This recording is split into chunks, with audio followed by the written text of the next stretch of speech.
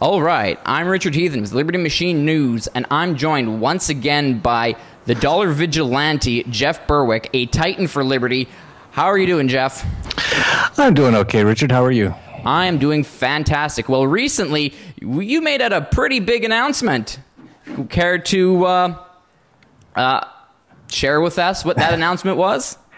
Yeah, it's something that I blame you for. You were the first one, I think, who brought it up, that if I want to affect some sort of freedom up in Canada, where I'm originally from, that I should run for the Libertarian Party in Canada. And after talking to you, I talked to Walter Block. And he mentioned as well a number of good reasons why people, even if you're very anti-government, as I am, I'm the most anti-government person I know of, and I've been doing this and talking about this for about 5 years. Even if you are, you can still affect change through that system, as Ron Paul proves. So Walter Block, Mr. Libertarian, sort of convinced me as well. And then I talked to Darryl Perry, who's running for president in the U.S., and he's an anarcho-capitalist. And they all convinced me that it was a good idea. And I've been doing it now for about 4 days, and I'm not so sure it's a great idea after seeing all the kerfuffle about it. You've seen a lot of it. You're on a lot of the same forums I'm on, and there's a lot of people upset about it, which I can't understand whatsoever, as I don't see anything negative about trying to spread freedom any way you can. Well, it's interesting. I was watching Cantwell's show, Christopher Cantwell, and he has a beautiful name for these people, for these types of people, the 101st Chairborn. No matter what you do, Jeff, you're always going to have people who criticize. You will have the people who get off their asses, try and do something, no matter how flawed it is, but people who are always trying to push the envelope and the baton of liberty forward. And then you'll have the 101st Chairborn who will, no matter what, criticize, critique, sit on their asses and find fault with what you are doing. I've had a lot of people critique me, critique my videos, critique my efforts. It comes with the territory. You are a more established or bigger name than me, so obviously you're going to have more people criticizing you. It shouldn't be anything that I shouldn't have expected looking back on it. And of course, I've started up numerous businesses, numerous enterprises in my life. And a lot of them, actually all of them, are always sort of fairly leading edge as far as thought. When I started stockhouse.com in Canada, which is still the largest financial website in Canada, a lot of people said I was crazy. They said the internet's not going to catch on. This was in 1994. I quit my job at a bank. And everyone, it seems like whenever you try to do anything, there's a certain type of person out there who just wants to nail you for it and criticize you and say you're stupid and you shouldn't do that. And as an entrepreneur who started up numerous businesses in my life, I know that you can never listen to those kind of people, or you'll never do anything. And that's why they never do anything. And I don't know if they really realize if it's maybe jealousy that they can't do anything, so they don't want anyone else to do it, or maybe it's fear because they fear the unknown, which is a big issue with a lot of people. And I think with me, I don't fear the unknown at all. Actually, I look forward to the unknown. I want to know more, and I want to explore different areas that haven't been explored before. So with this, but this has been definitely, and of course I started up a thing like Anarchast, which is the largest anarcho-capitalist interview show in the world now. When I started that, a lot of people said, you're crazy for calling it Anarchast because people really think the word anarchy is dangerous and they won't listen to you. Well, that's changed. And well, it's not completely, but it's definitely hasn't hurt. It's actually helped to get us, to get the word out there more. And then the Dollar Vigilante, even, which I started, that was started to survive and prosper during and after the dollar collapse. And I started that in 2009. And when I started that, most people said that was crazy. I'm crazy for thinking the dollar is going to collapse. And now if you just talk to your average person who knows anything about finance, pretty much everyone thinks that's going to happen. It's just a matter of when now. So I guess I'm used to sort of being a pioneer. And I remember I was once told by David Radler, who was the partner of Conrad Black of Hollinger, who was on my advisory board of my internet company. He told me back in the Stockhouse days in the 90s, he said, you know what a pioneer is, don't you? And I said, no. And he said, it's a guy lying in a pool of his own blood with arrows in his back. And I can totally understand that. I don't know why I keep going and trying to do things that haven't been done before so much. Not to say this hasn't been done before, but not in this way. Not by an anarchist for sure that I know of. Yeah, I'm kind of used to it, but it's been. I'm going to have to stop reading a lot of things on Facebook. It's too irritating. You got to stay away from the internet trolls. Here's the thing. I pulled up this quote. It's a perfect quote for what we're talking about, and I want to go into, because there are some philosophical leanings, arguments that these people do make. I'll go into that after. But I think this quote is something perfect to keep in mind. I think it was a quote by Theodore Roosevelt, and I'm not a fan of Roosevelt, but this is a great quote. It's not the critic who counts, not the man who points out how the strong man stumbles or where the doer of deeds could have done them better. The credit belongs to the man who is actually in the arena, whose face is marred by dust and sweat and blood, who strives valiantly, who errs, who comes up short again and again, because there is no effort without error and shortcoming. But who does actually strive to do great deeds, who knows great enthusiasms and the great devotions, who spends himself in a worthy cause, who at the best, in the end, knows triumph of high achievement, and who, at worst, if he fails, at least fails while daring something greatly, so that his place shall never be with those cold, timid souls who know neither victory nor defeat. That's a great quote, and definitely sums up a lot of what I've been feeling about these people. It's been kind of shocking, actually, to see how many libertarians are so against what I'm trying to do. And just for so people know what I'm trying to do, I'm trying just to bring a lot of attention to the Libertarian Party of Canada, which has all libertarian policy. And actually, most of the people, or not most, but many of them are actually total free market people like myself. And I'm trying to ride on a bit of that Ron Paul sort of wave that he started in the U.S. and see if we can get that going up in Canada by using the political system to get up on stage, get in the media, and talk about liberty ideals. And so to see so many libertarians so upset about it is quite. I haven't been very pleased to see how many are they seem so defeatist. Even in the Libertarian Party, as you pointed out, I'm in a few of those forums. Even them, this is in a Libertarian Party group. So these are people who already like the Libertarian Party of Canada, are already involved in it, are taking shots at me, saying, "Oh, you're crazy for trying to do this," and it just seems so defeatist attitude. And like I said in the one forum, I said, I kind of understand why you are quite defeatist. The libertarian idea has not been growing tremendously in terms of the political system, at least, and in terms of day-to-day life, and that you can actually see. It's actually been more and more statism over the years, although there is a rise in the amount of libertarian thought, dramatic rise, massive rise, and I think most people don't realize that yet. And I think that's why they're defeatist, is because they just think, well, this hasn't really ever worked before, so it's not going to work now. Well, there's a lot of things that have changed. There's a massive rise in libertarian thought. 10 years ago, hardly anyone even knew what the word libertarian was 10 years ago, including myself. 15 years ago, I didn't even know that word. And now it's a very normal word. A lot of people almost understand the word. So that's a huge change. We're seeing Students for Liberty's got huge amounts of people coming out to their events. They're sort of, minarchists, but that's fine. I have no problem really dealing with minarchists. People who want a really small government, great. That's better than what we have now. Let's do that, and then we can talk after that if you want. But I hear what you're saying, Jeff. The thing is, a lot of these people, especially anarcho-capitalists, ANCAPs, they see any participation, any interaction with the state as you're giving it moral validation by voting. Some people call it a suggestion box for slaves. They use kind of simplistic, I would always say naive, childlike rhetoric. And there's some big names who kind of promote this perspective. I really could not disagree with it more. I don't think ignoring the state is going to make it go away. If you look at there are so-called, and this is why I distance myself from the term anarchist, even though you and I believe in basically the same thing, totally a society run basically completely and utterly through the market, where the market takes up the essential tasks that government is doing now, policing, roads, hospitals, healthcare, all that kind of stuff. I just distance myself from the term anarchist and instead call myself an anti-state libertarian, because the word anarchist has a tradition that comes basically from the far left. If you look at anyone most people who call themselves anarchists are anarcho-communists, anarcho-syndicalists, these kind of weird collectivist hive minds. And yeah, so they definitely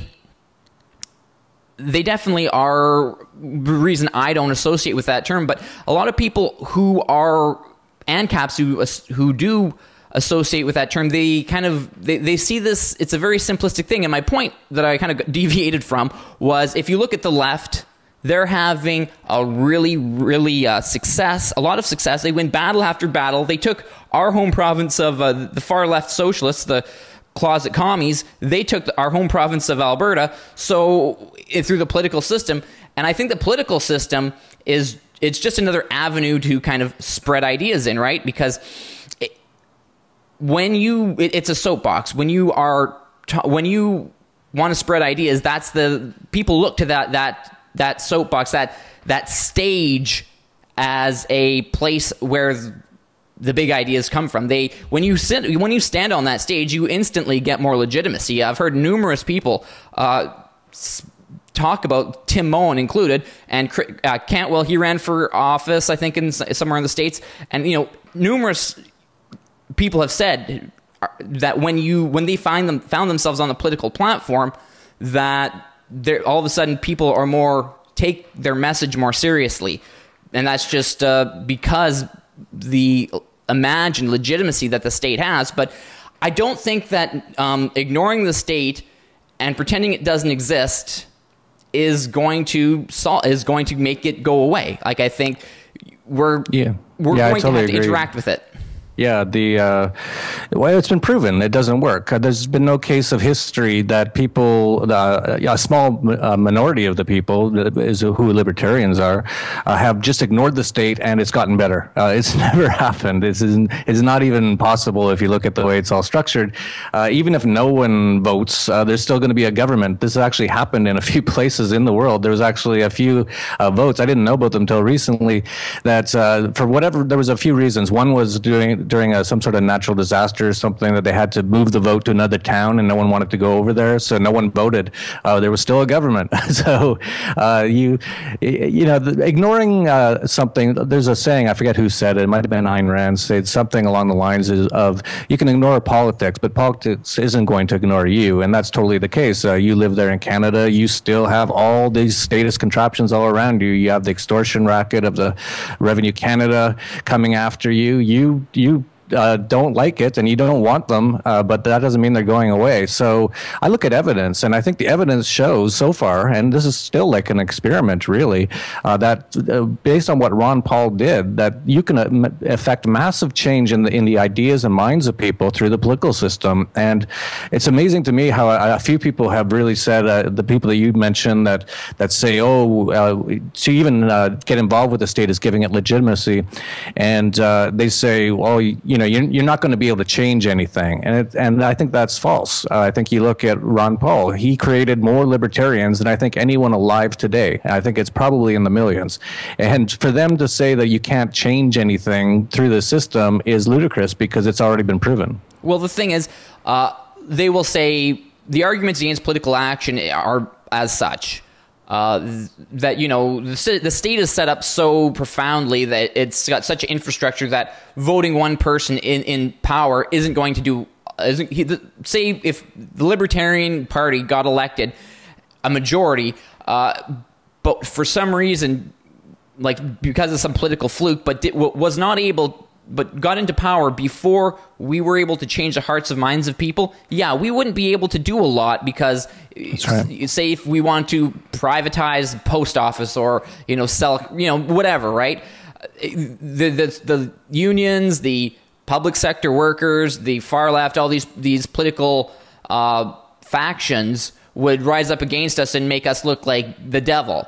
So instead, what I think the value of political action is, it's a platform to spread the message. And if Tim Moen, the leader of the Libertarian Party, were to get in power, then he would be, or to get a seat, then he would just have a larger platform. I think the whole point is to have this platform for a Canadian Ron Paul to rise up and kind of galvanize a movement and intellectual revolution here in Canada the way that Ron Paul did in the United States. Yeah, I think you're absolutely right on that. I was thinking about that the other day because a lot of people have been questioning me, well, what if you guys do win? What will you do? And I'd never thought about it because I'd never I haven't gone that far. I've only been doing this for about 4 days now. And really, my whole goal is to create a buzz in Canada about libertarianism and try to get us on every media channel as possible and into every debate and get these ideas out there. And I think your point is right that if the Libertarian Party gets into the Canadian government and it's actually the whatever they call the lead party, they control it. If no one in Canada except for a few thousand or a few 100,000 or a few 10,000 libertarians likes or agrees with what the Libertarian Party is talking about, they won't be able to actually do anything because people would start burning down the Parliament building and stuff. And that's why it's so important just to get this message out there. These are planting the seeds of liberty, and that's something that Ron Paul did so well, and we're still seeing all the results of it. There's just a massive growth in the amount of people who understand libertarianism now and who are attracted to it. That wouldn't have happened to a lot of them if it wasn't for Ron Paul. So we have to just get those ideas out there. We don't even know what's going to happen down the road as we get these ideas out there. Who knows? Maybe in 5 or 10 years, as these ideas continue to spread, people will actually become more libertarian. And then things can really start to change. But it's not about getting control and shutting down the government or anything. That's not possible with the amount of people who believe in statism today. So we have to just spread these ideas and try to do our best to at least slow down the growth of the state. And I think that's the other important thing is if, for example, the Libertarian Party could get 20, 30, 50 people into Parliament and all of them are voting no on every single increase in the size of government, that's good. That helps slow it down. I don't know if they can fully stop it if they don't have the majority or whatever, but at least people hear it. Oh, why are these guys always trying to stop tax increases? Well, because taxes are extortion and it's an evil act to extort people. Oh, really? I've never heard that point of view before. Yeah, that's because you watch CBC, the government-run television channel. So these conversations can start to happen if we just get involved, but the only thing that won't change anything is not doing anything. Well, I agree. We need to get into the battle of ideas. There's a lot about politics that's it's distasteful to me. I don't like moderating the message really to appeal to a greater contingency, but that's the game you've got to play. Like if we're serious about spreading a message and creating long-term societal change, then we need to reach more people. We need to reach people that haven't heard the message, and we need to reach more people than we will with these podcasts. I like podcasts. I like doing them. But, generally on the internet, people are only going to search out content that they already agree with and already confirms what they already believe, right? Most people who are hardcore leftists, statists, whatever, are not going to watch Anarchast or Liberty Machine News because it will create anger in them because it will be something that they completely disagree with. We might make a couple points that they can't refute, and then they'll just start typing angry words into YouTube. Death threats. Whatever. So, like I said, it's a tool. I think the political stage in political campaigns are simply a tool for getting the message out there. But there's been some talk of a Liberty tour I've been hearing across Canada. Sounds pretty exciting. Yeah, Tim Moen brought it up just the other day. A lot of these things are just happening just in the last week. And he said, we really need to do a cross-Canada Liberty tour. And I said, that sounds great. I'll do it. I'm all for spreading liberty. I'm not a big fan of driving across Canada, or I'm quite busy, but I'm so passionate about getting this message out there and seeing if we can affect some sort of awakening to what we're talking about, that I'm down for it. And so I'm trying to get a lot of the libertarians in Canada to get involved. And again, this is my sort of whole point here is if you don't do anything, nothing's going to change. It's all about human action, as Ludwig von Mises said. And if you don't do any action, you don't expect any change. It's not going to happen. It's just not going to happen. So I'm trying to get a lot of the well-known libertarians in Canada to come out and speak at some of the events. And so that includes people like Walter Block, who's already said that he's willing to come up and speak at a number of events. Yeah, he's great. And Dan Dix is going to be involved with us at Press for Truth. Oh, that's great. I haven't talked to Wendy McElroy yet, who I work with at the Dollar Vigilante, but she lives in Canada, and she's probably the most well-known female woman in the libertarian movement over the last few decades. So she's a big name for anyone who knows libertarianism, and a number of other people. And I also am trying, and this is sort of funny, and I understand why some people who have listened to me for the last 5 years are kind of getting upset, because it sounds like I'm going against what I'm for, but I'm not. But what I'm trying to do is get as many people in Canada who are libertarians to run for the Libertarian Party of Canada, because once you get up, if we can have a libertarian in every riding in Canada, and it's over 300 of them, then the media and the people of Canada will have to at least acknowledge us and say, what's going on? Is this some sort of new movement or something? Yeah, freedom, it's new again. If we can get enough people, if we can get a full slate of candidates and enough media attention, then we can demand Tim have an entry into the leaders' debates. I think what Tim, if he can, this is just kind of me speculating on the top of my hat. The way Elizabeth May was to get so much traction was she sat in. I think she sat in Parliament as just a watcher and generated a buzz around herself and her issues that way, just kind of being a silent kind of spectator and going all the time. Yeah, there's so many ways to affect some change, but we have to do it. And so many people I've talked to, it's been interesting. So I've talked to James Corbett of the Corbett Report, who was down here at Anarcho-Poco. He's an anarcho-capitalist. He's also a Canadian and a big audience. I think he's got over 50 million views on YouTube. And I don't think he's totally decided, but most of the sort of, I tried to contact Stefan Molyneux, who's even bigger. He's got over 100 million views on YouTube. Good luck he's getting Canadian. Molyneux. He's the guy that's a bit of a bone to pick with him about it, because he's one of the guy that's promoted the whole idea that, oh, you can't go out through the belly of the beast and come out like knight in shining armor. Like, I don't think he's got his own perspective and his own agenda, and I don't think that he's the one promoting the whole idea that political action just doesn't do anything, has absolutely no value. I've had a few run-ins with his supporters since the your announcement online, and it almost seems just dogmatic. Like, I'm sorry, but not hitting your kids, that's a great thing to do. You should not hit your kids, but not hitting your kids isn't going to make the state collapse. I don't doubt that hitting your kids has negative outcomes. It's not a good thing to do, but I don't think that we can rest the future of humanity on the show and expect just the most oppressive institution known to man, the state, to just come crumbling down because some people from not hitting your kids. Because you know what? If you go to these leftist rallies, a lot of them are really nice people. Personally, on a collectivist level, they're kind of weird, but on a personal level, they're very nice, very polite. You know, it doesn't, like, I think the problem is, people believe false ideas. They believe false ideologies. They believe, in just wrong ideas. And a big reason for that is state indoctrination. So, who knows? Maybe not hitting your kids will make it so they're more likely to kind of be rational.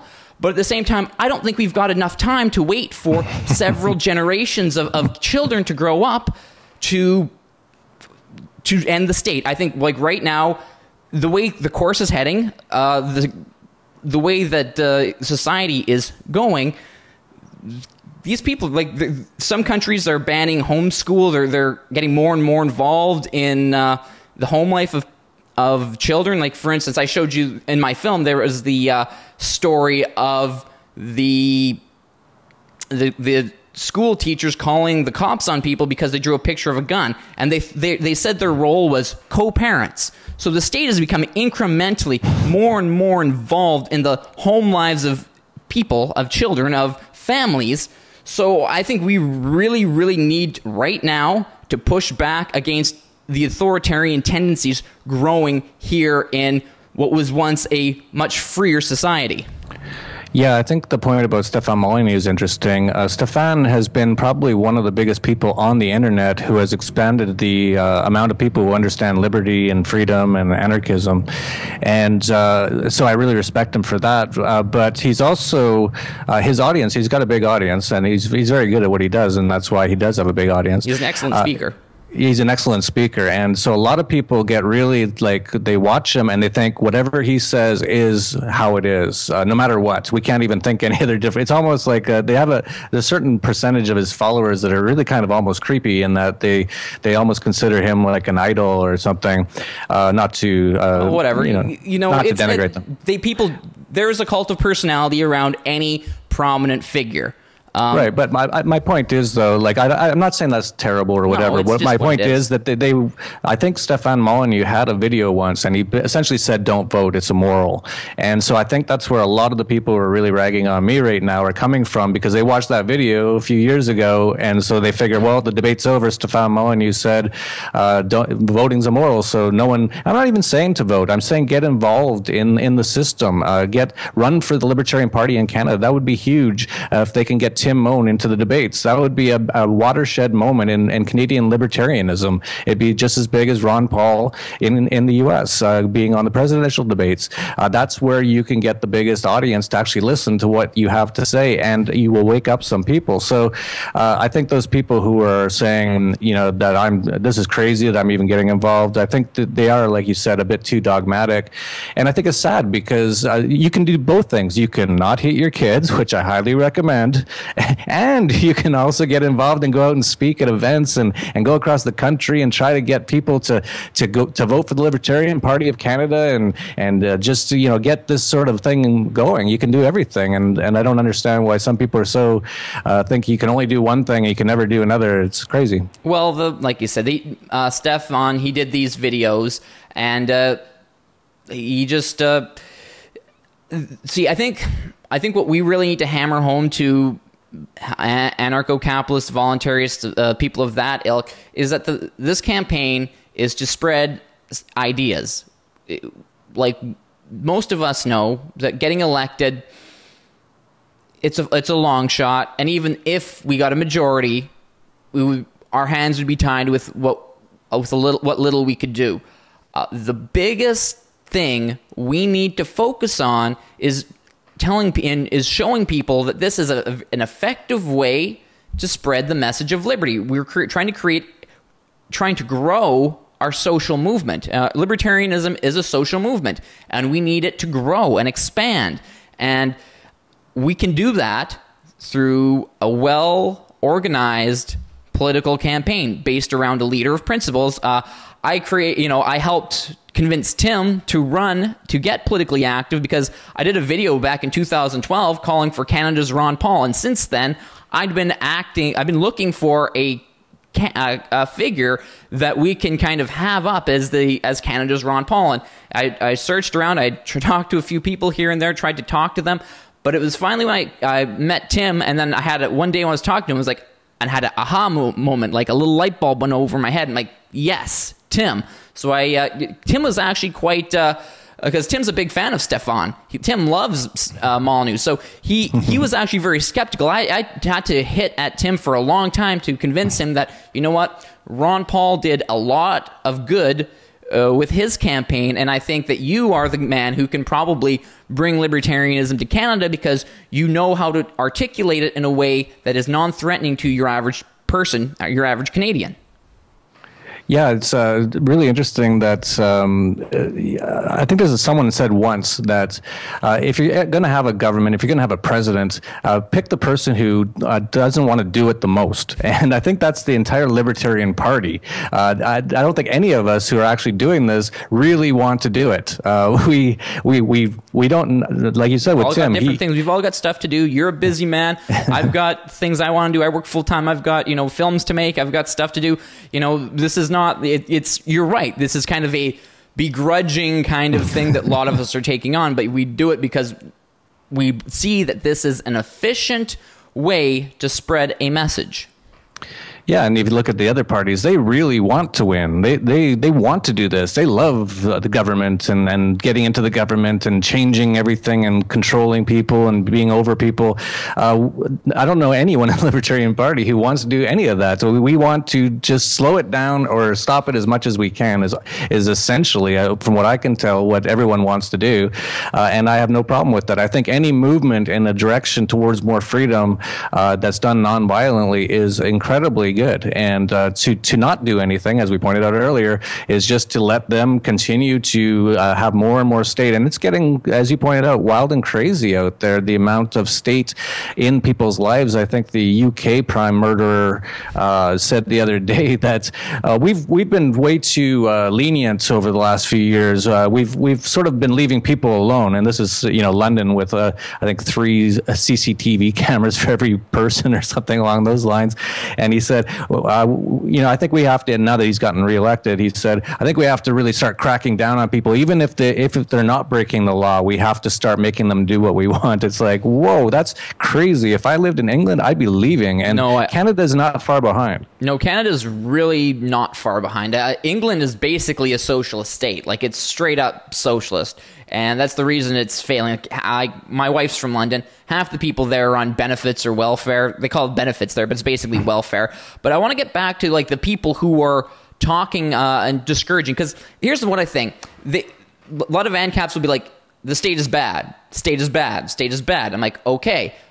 But there's not a lot, I don't think there's a lot of nuance in their perspective because, yeah, the state is bad, but you can compare, say, Canada now to Soviet Russia, North Korea. It's obviously preferable to live in Canada, KKK, Canada, but than it would have been to live in Soviet Russia or North Korea today. So, there is,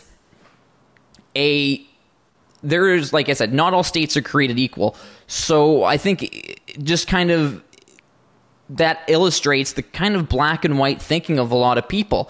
I think that, like, and you mentioned how much these people, like the enemy, the authoritarians, the statists, they love to control people. Dude, I went to an NDP rally. Well, for those who don't know, if anyone's from America watching, the NDP are basically the Democratic Party of Canada. If the Democratic Party in the United States dropped any pretenses of being socialists, they straight up in their platform talk about the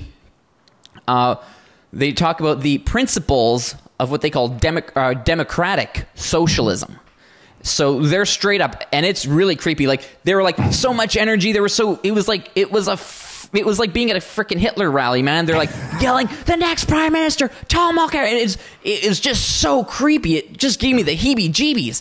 And like, it's not like rational. It's just it gets to a point where it's a complete mob mentality, and these people, they're taking over. Like, there's a lot of guys I kind of collaborate with here in Canada. Not all of them are libertarians, but there's a guy, if you have any, I know you're a busy man, but if you ever want to see how the foundations in the United States and abroad and other countries are working with far, like, left-wing, authoritarian, like Marxist, Leninist, Stalinist, like really, really creepy people, they're funding them. They're which a lot of them are environmentalists, and they're working through other NGOs. And it's a whole network of them, and the network is like basically international. It's really creepy, dude. Check out Greg Renoff's work. He does a lot of good work exposing that. If anyone out there is interested, it's really, we need to start organizing and fighting back. And because it's interesting, because this network, they're tied to NGOs, they're tied to unions, and then they have ties to the Council on Canadians and the NDP. So it's run just big ideological collectivist horde, and we need to start organizing like they do. We need to have our own network of people who are working to bring liberty, because guess what? They're doing a good job. They took Alberta. They've got their sights set on Ottawa, and because Stephen Harper's very unpopular, the Liberal Party's in shambles, NDP might very well win. That's why we need a strong Libertarian Party, because as bad as the state is now, it would be far worse under authoritarian, far left-wing socialists. Yeah, absolutely. The more I think about it, the more this makes total sense that we have to do this. That's another good reason, because they are making progress. They're working, and they have so much money behind them. Because a lot of people don't know. A lot of the sort of the financial and power elites that are behind the scenes, the people who run the central banks and things like that, they're all sort of socialist or communist. But their idea is that they want everyone to be really poor, and they want to own and run everything, and that's their idea of socialism or communism. But they get all their what do they call them, useful idiots out there trying to do it, because they think, because of all the propaganda that they read and are fed, that, oh, this is the best thing for humanity, is to tax everyone, extort people, give most of it to the bureaucrats' friends, and then give some of it back to some people sometimes, and especially, give it to people that we like, which would be, there's certain kinds of people. It's crazy and it's horrible, and it's not going to stop unless we do something. And that's the whole reason I started Anarchast, and it's a big reason why I started the Dollar Vigilante, is to wake people up and get them these messages of liberty, because I found that, especially back then, 5 years ago, that they weren't very well, they weren't even out there very far, and it's gone a long way since then. But we have to do everything we can. Yeah, we got a long way to go, and but we have to do something. We have to get our voice out there. At least just sitting there and sitting in your house and not doing anything is not going to make things better, and it's just going to get worse. So we can see the trajectory. Richard's documentary, "The Rise of Collectivism," is perfectly titled, because that's what's been going on. And unless you want to see that stop, you have to do something. There's no other way. And whether it means running for the Libertarian Party or getting involved in whoever's running in your area or donating, this needs some money. Tim just quit his job, I think today or yesterday. He's a fireman in Alberta, and he doesn't know where he's going to get his income over the next few months, but that's how much he cares about what he's doing. And there's no real money in the Libertarian Party that I know of. Yeah, there's no one. It's a very small organization. Since Tim took over, they've been really trying to expand it. But I want to get to what you said earlier about how the power elite are actually promoting these ideologies. I'll give you, the viewers, a good breakdown as to why. If you want to control people, you don't want free, independent people who are happy with themselves and are productive and independent, because independent people are harder to control. No, you want to sell people a ideology of weakness and disempowerment. So you make them, you tell them they're victims, and then you make them dependent. You don't. If I put it this way, if I were a control freak dictator, I would want to break the population down so they felt weak, so they felt they needed me, have them dependent on me. Because if they were dependent on me, they're not going to fight against me, because they know which side of the butters their bread, basically. So the reason that the libertarianism, the philosophy of liberty, is so an antithesis to especially the ruling classes, because if all of a sudden a population becomes self-aware, empowered, and entrepreneurial, that's like fucking, number one, it's harder to control. Number two, it cuts into their bottom line, because all of a sudden you've got all these people start creating and having business and creating value for each other, and then you have to compete with that. So all around, it's just a bad thing if you're a corporate kind of bigwig, right? You want the high minimum wages, because then it stamps out competition from small business. You want all these, you want a dependent class, because then they're not going to stand up and try and take away your goodies that you get from government, because they will be dependent on the state. Yeah, absolutely, and that's what they really try to do, and they've been doing it for decades, as you pointed out in your movie or your documentary. So, this has been a process that has been going on for a long time, and we're still in it, and it's still getting worse. So we have to just do something and try to stop it one way or another, or we're just going to end up in a world that you're not going to want to live in, I don't think, and I'm not going to want to live in it if it gets just worse. And we get to this one world government eventually that they're really moving forward on as fast as possible. This Trans-Pacific partnership, which they have in a locked room. Have you heard about this one? It's in a room that's like under guard, and no one's allowed in to see like just this document, this bill that they're going to pass. And of course, if anyone remembers, hardly anyone does, because no one seems to remember any of this. Barack Obama first ran on the policy that it was going to be the most transparent in government in U.S. history, and that he was going to put every bill before it gets passed on the internet first, so everyone can see it. And then we had Nancy Pelosi say, if you want to find out what's in the Obamacare bill, you just have to pass it first. And now they have the TPP, which they won't even let people see, like anybody. And if you go in, you have to sign all sorts of documents, and they watch you while you read it. It's like, what is in this thing? A free trade. This is supposed to be a free trade agreement. If it was a free trade agreement, it would be just one sentence. That's right. It would be, we agree that we will allow free trade between our countries and of labor and resources. No, the thing is, I think that you focus so eloquently on is that you're right. We need to do something, but I think instead I think to get more people on board, it might help if we reinforce the idea that this isn't necessarily political. Yes, we're using the political stage, but we're simply using it as a megaphone to spread the message. You know, this isn't getting involved politically. This is getting involved with your fellow libertarians to spread a message, to spread the message of liberty to people who haven't heard it. The people who pay attention to politics are party kind of the political kind of game, right? Day-to-day political drama. Most of them haven't heard of libertarianism, and if they have, they've heard a skewed view of it. We need to, unite under one banner, come together. There's a lot of people that I kind of don't like in the Libertarian Party, to become frank, but I will work with them because we have a common goal. So we need to kind of unite under one banner, and we need to pursue this. And it's like I said, I think if we can frame it in a way of, this isn't political, this is we're working to create a social movement of liberty. I think if we can frame it like that and kind of build community with our fellow libertarians, I think it will have a greater chance of success. Yeah, if you were like a main political party, so in the U.S., if you were a Republican or Democrat and you ran those parties and you knew there was a rise of libertarianism going on, which they actually are aware of, what would be the thing that you would hope most that would happen? And I think the thing would be that most libertarians don't get involved in the political system and don't vote or don't even get involved in any way at all. That's what they would want.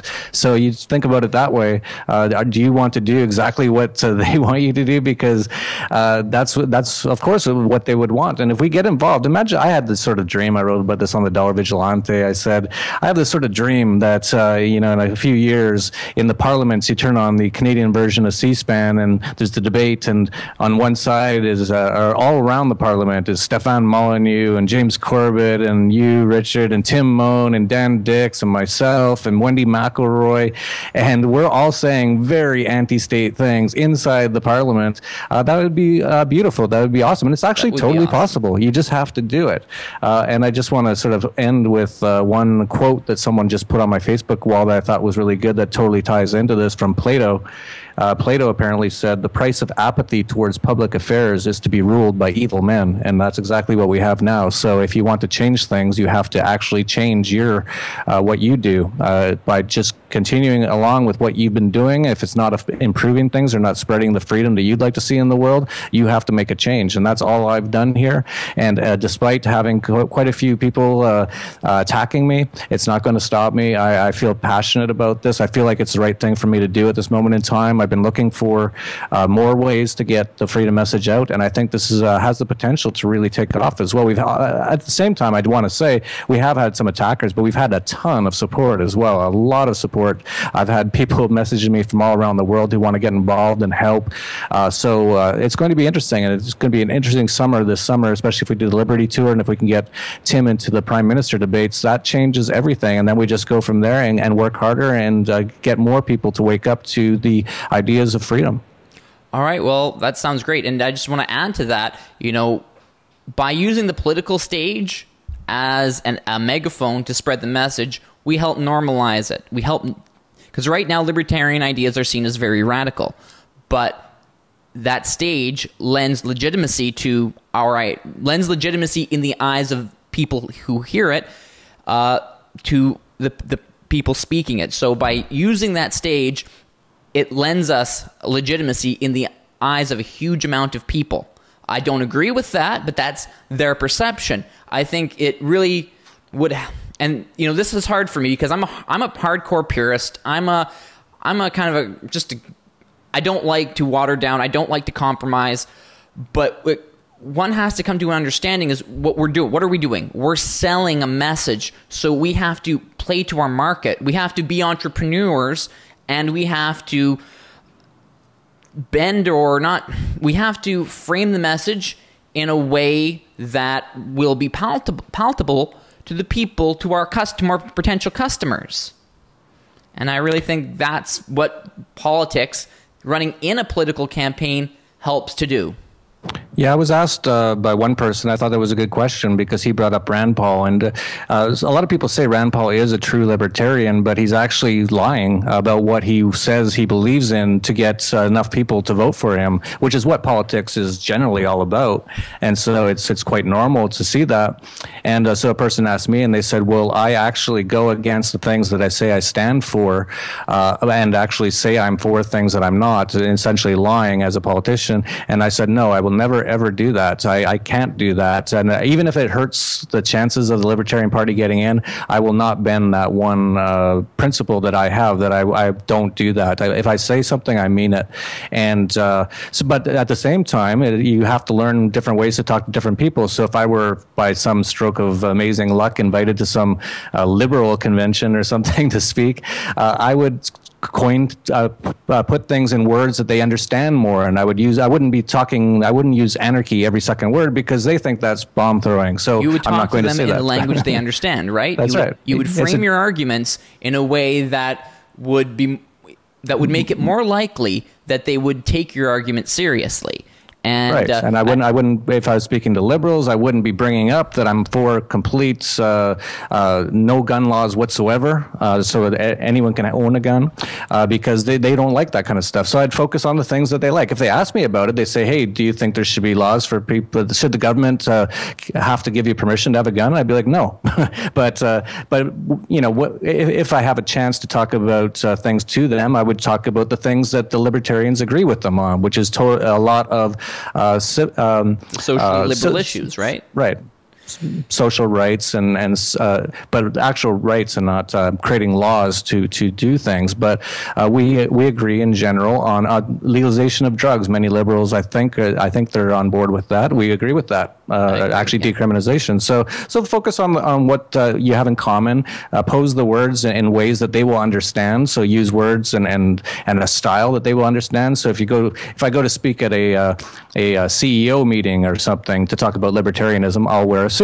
If I go to speak at some farmers convention, I'll probably wear less of a dressed up suit, although it is sort of my style. But that's the sort of thing. So I'm not lying. I'm just trying to bring the appearance or the style that I think can be You're trying to better connect with people, right? That's You're right. just trying to use your what you know and trying to connect with people. You're trying to get them to feel comfortable, and then so they were more likely to listen. And right. and it's hard for libertarians. It's hard for me. Like, I hate it. Like Rand Paul, I don't like Rand Paul because I think he's squandering the value of the political stage, which is to spread ideas.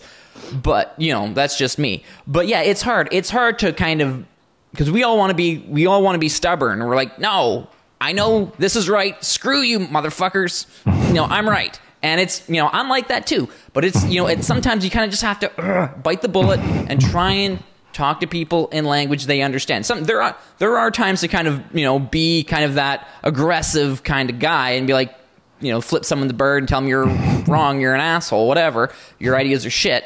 But there's also time to step back and be diplomatic. Yeah, absolutely. And so to sort of answer the question I asked myself, no, I would never lie. I'm just going to definitely pose things. So if I'm on CBC, I'm trying to get on CBC television to do an interview. I'll probably dress up in a suit, and I'll say I probably won't even bring up the word anarchy. I'll probably just be talking about libertarianism and how it's all about freedom and all the truthful things about it. So yeah, it's not comfortable for me either, just so you know, and it's not comfortable for Tim. It's not comfortable for any of us that we have to be like this, but our number one passion and goal and the thing that we care about is spreading the idea of freedom. And so we will do uncomfortable things in order to achieve that goal, as long as it doesn't break our own principles. And my own personal principle is a non-aggression principle, and that I don't lie. You want to be a man of integrity. I right. respect that. I respect that, man. I think that's it for though. Thanks for joining me, Jeff, and hopefully I get to see you on the road at the Liberty Tour. I'd like to kind of be a part of that. That sounds like a hell of a time. Yeah, absolutely. I hope you are involved. And I don't know if you're thinking about running, but I hope you run as well. And for anyone else watching, just go to libertarian.ca/candidates, and you can just enter a few text entry fields, and you can almost become a candidate almost that fast. It's not very hard. It's not very difficult. And if we can get 300 in the next month or two, we'll change some things. I guarantee that. And so thanks again, Rich. It's always fun to talk to you on your program. All right, thank you. And just so everyone knows, I'm not officially a candidate, but I am a regional coordinator for Vancouver Island, so I am putting my actions where my mouth is. So, yeah, just thought I'd let everyone know, so it doesn't sound like I'm preaching it to do something and then not following that up with action. But thanks again for joining me, Jeff. It's always good talking to you, man. Thank you. Peace. Peace.